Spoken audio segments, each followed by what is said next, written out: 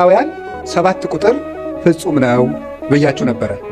እስመ ሁልቆ ሳብዕ በኀበ ዕብራውያን ፍጹም ውእቱ፣ በዕብራውያን በእስራኤል 7 ቁጥር ፍጹም ነው ይላል እግዚአብሔር። ስለዚህ ምን አደረገ? 7 ዕለታት ብቻ ፈጠረ።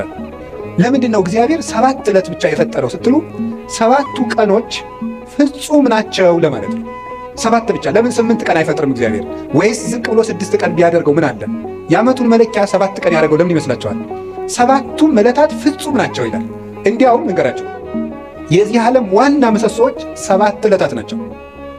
በመጽሐፈ ምሳሌ ምዕራፍ 9 ከቁጥር 1 ጀምሮ እንዲህ ይላል፣ ጥበብ ሐነጸት ቤተ ወአቀመት ላቲ 7 አዕማደ፣ ጥበብ ቤቷን ሰራች 7 ምሰሶዎችንም አቆመች ይላል።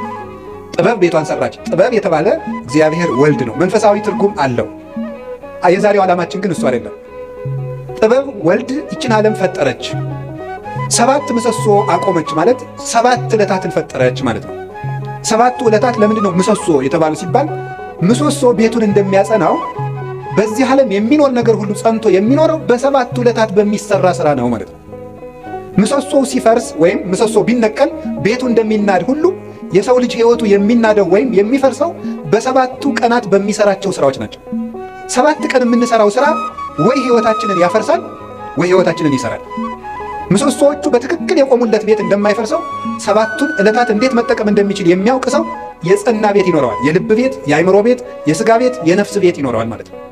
ስለዚህ ዕለታትን ከመጠቀም እንኳን እኛ እግዚአብሔር ራሱ ቀን ተጠቅሞ ነው ሥራ የሠራ። ቀንን የማይጠቀም ሰው ምንም ማድረግ አይችልም። እግዚአብሔር 6 ቀን ነው ይህን ዓለም የፈጠረው። አይገርማችሁም? በ6 ቀን ዓለምን ፈጠረ። ምን ማለቱ ይመስላችኋል? ኋላ ያን 6 ቀን ደግሞ ለእኛ ሰጠን። የሰጠኋችሁ 6 ቀን እኔ ዓለምን የፈጠርኩበት ነው። እናንተ የምትቀልዱበት እሁድ 4 ባህሪያት የተፈጠሩበት ነው።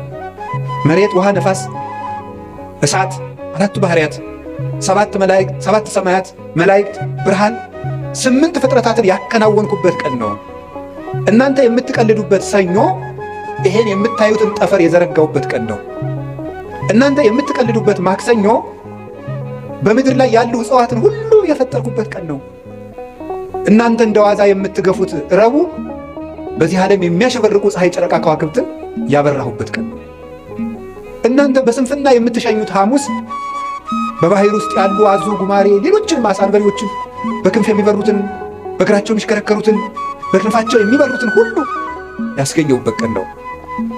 እናንተ በዋዛ በፈዛዛ የምታሳልፉት ዓርብ በአርአያዬ በአምሳሌ ሰውን የፈጠርኩበት ቀን ነው ማለቱ ነበረ። ሰኞ፣ ማክሰኞ፣ ረቡዕ እንደዋዛ ሲያልፉ እነዚህ ትዝ ብሏቸው ቃል እነዚህ ሁሉ ዓለማት 20 ዓለም ነው ያለው። አሁን እኛ ከ20 ዓለማት የምንኖረው በአንዷ በዳረ ጎጧ በጫፏ በዚች ምድር ነው። እግዚአብሔር የፈጠረው 20 ዓለም። ከ20ኛው በዚች ዓለም የምናየው ነገር ሁሉ እንኳን ተመርምሮ አይዘለቅም። ሕሊና ራሱ ይደክማል ቢያስብ። እንኳንስ ሌላውን ያንን ሰው ተፈጥሮ እንኳን ብታዩት ሊገባን አይችልም። እንደዚህ ያሉ ድንቅ ነገሮች የተደረጉት በ6 ቀን። የጊዜን ጥቅም አያችሁት? በ7ኛው ቀን እግዚአብሔር አረፈ። ምን ማለት ይመስላችኋል? እግዚአብሔር 6 ቀን ሰራና አረፈ። ስራችሁ ብዙ ይሁን እረፍታችሁ ጥቂት ይሁን ማለቱ ነበር። በቁሙ ነው። ወርቅ አለው፣ መንፈሳዊ ትርጉም አለው። ስራችሁ ብዙ ይሁን እረፍታችሁ ግን ጥቂት ይሁን። ይኸውላችሁ በዚህ ዓለም ላይ ብዙ ሰዎች የሚቸገሩበት ምክንያት ደስታን ፍለጋ ነው። ደስታ ደግሞ ከመስራት የሚመጣ ነው እንጂ ከማረፍ የሚመጣ አይደለም።